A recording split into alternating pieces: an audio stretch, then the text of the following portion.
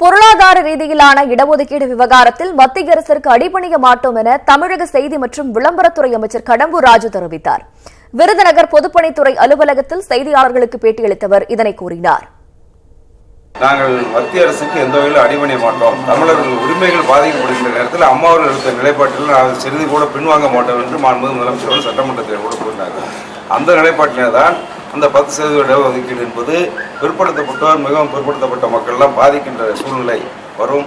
காலங்காலமாக தமிழகத்திலே தந்தை பெரியார், பேரறிஞர் அண்ணா, புரட்சித் தலைவர் எம்ஜிஆர், மாண்புமிகு அம்மா அவர்கள் கட்டி காத்த இந்த சமூக நீதிக்கு பாதிப்பு ஏற்படுமோ என்ற நிலை வந்தால் அதை நிச்சயமாக எதிர்ப்பு என்பதை காட்டுவதற்காக இன்றைக்கு நாடாளுமன்றத்தில் இதுக்கு மட்டுமல்ல, அரசு அதிகாரிகள் அரசியல்வாதிகளோடு கைகோர்க்காமல் சுதந்திரமாக செயல்பட வேண்டும் என்று அறிவுறுத்தியுள்ள உயர்நீதிமன்ற மதுரை கிளை நீதிபதிகள் அதிகாரிகள் நீதிமன்றங்களோடு விளையாட வேண்டாம் என்றும் எச்சரித்துள்ளனர். கரூர், திருமாநிலையூர் புதிய பேருந்து நிலையம் அமைப்பது தொடர்பாக 2013ஆம் ஆண்டு ஜூன் மாதம் அரசாணை வெளியிடப்பட்டது. இந்த திட்டம் கிடப்பில் போடப்பட்ட சூழ்நிலையில் கரூரைச் சேர்ந்த சரவணன் உயர்நீதிமன்ற மதுரை கிளையில் 2017ஆம் ஆண்டு பிப்ரவரி மாதம் வழக்கு தொடர்ந்தார். இந்த வழக்கை விசாரித்த நீதிமன்றம் 2 மாதங்களுக்குள் அரசாணையை நடைமுறைப்படுத்த வேண்டும் என உத்தரவிட்டது. நடவடிக்கை எடுக்கப்படாத நிலையில் கரூர் நகராட்சி நிர்வாக செயலர், நிர்வாக ஆணையர் மற்றும் நகராட்சி ஆணையர் மீது நீதிமன்ற அவமதிப்பு வழக்கு தொடரப்பட்டது. இந்த வழக்கு இன்று நீதிபதிகள் சசிதரன், ஆதிகேசவலு அமர்வில் விசாரணைக்கு வந்தது. மூவரும் நேரில் ஆஜராகினர். பேருந்து நிலையத்திற்கு தெரிவு செய்யப்பட்ட இடத்தை வேறு பொருத்தமான இடம் தெரிவு செய்யப்பட்டுள்ளதாக செயலர் தரப்பில் தெரிவிக்கப்பட்டுள்ளது. கரூரில் பேருந்து நிலையம் அமைப்பதற்கென தேர்வு செய்யப்பட்ட இடமே ஆகச்சிறந்த இடம் என பதில் மனு தாக்கல் செய்யப்பட்ட நிலையில் இப்பொழுது இவ்வாறு கூறுவது ஏற்கத்தக்கது அல்ல என நீதிபதிகள் கண்டித்தனர்.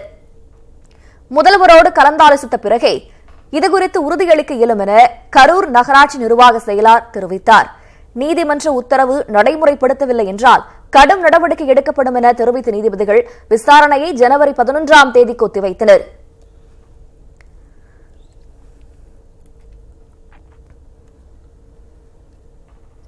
சென்னை மதுரவாயலில் கத்திமுனையில் வழிப்பறி செய்து வந்த கும்பலை போலீசார் கைது செய்தனர். மக்களிடம் வழிப்பறியில் ஈடுபட்ட சிசிடிவி காட்சிகளையும் போலீசார் வெளியிட்டனர். சென்னை மதுரவாயல் பகுதியில் தனியாக செல்லும் நபர்களிடம் செல்போன், செயின், பணம் ஆகியவற்றை கத்திமுனையில் வழிப்பறி கும்பல் பறிப்பதாக போலீசாருக்கு தொடர்ந்து புகார்கள் வந்தன. இதனையடுத்து அந்த பகுதியில் உள்ள சிசிடிவி கேமராக்களை போலீசார் ஆய்வு செய்ததில் இருசக்கர வாகனத்தில் சுற்றும் இருவர் தனியாக செல்வோர்களிடம் பகலிரவு பாராமல் வழிப்பறியில் ஈடுபட்டது தெரிய வந்துள்ளது. இதனால் அந்த பகுதியில் போலீசார் ரோந்து பணியில் ஈடுபட்டனர். அப்பொழுது இருசக்கர வாகனத்தில் ட்ரிபிள்ஸ் வந்த இளைஞர்களை பிடித்து விசாரித்ததில் அவர்கள் மூவரும் மதுரவாயலைச் சேர்ந்த ரமேஷ், அஜித், கார்த்திகேயன் என்பதும் வழிப்பறியில் ஈடுபட்டவர்கள் என்பதும் தெரிய வந்துள்ளது. அவர்கள் மூவரையும் கைது செய்த போலீசார் அவர்களிடமிருந்து 4 சவரன் தங்க நகை, 3 செல்போன்கள், 1 இருசக்கர வாகனத்தையும் பறிமுதல் செய்தனர். இருசக்கர வாகனத்தில் சென்றவரை மடக்கி கத்தியை காட்டி மிரட்டி செயின் பறித்த காட்சியினையும், தனியாக நடந்து சென்றவரிடம் அதே கும்பல் செல்போன் பறித்த காட்சியினையும் போலீசார் வெளியிட்டனர்.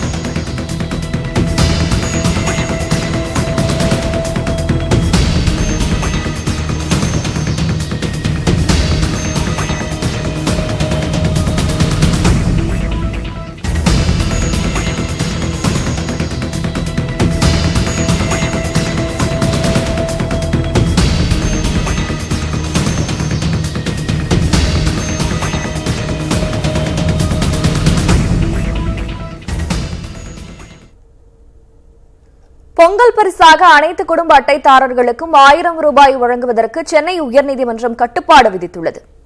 பொங்கல் பரிசு தொகுப்புடன் அனைத்து குடும்ப அட்டைதாரர்களுக்கும் 1000 ரூபாய் வழங்கப்படும் என தமிழக அரசு அறிவித்துள்ளது.